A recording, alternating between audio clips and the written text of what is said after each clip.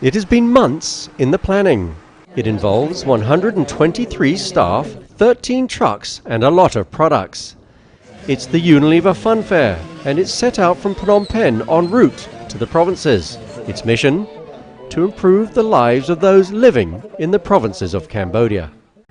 Educating Cambodian about nutrition and hygiene is something that we've been trying to do for years already.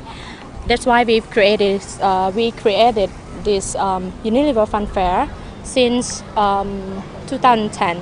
And this year is the third time for Unilever Fun Fair that we will send our expertise to educate Cambodian people in all the provinces.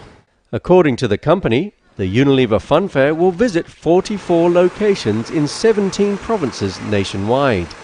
It started out on the 15th of December. The roadshow will go on till the end of May 2013. That means that the trucks and the staff that make up the convoy will be on the road in the provinces for 5.5 months.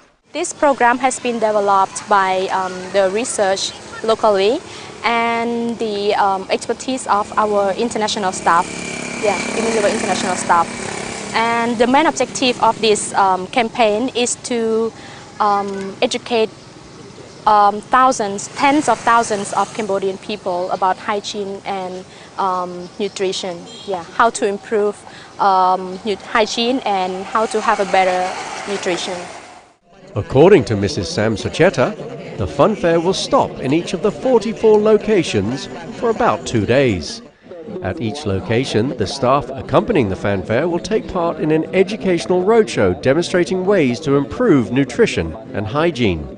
In some provinces, celebrities will also take part. Unilever has been in Cambodia since November 2003. The company prides itself on playing an active role in almost every aspect of Cambodian society, from nutrition to hygiene.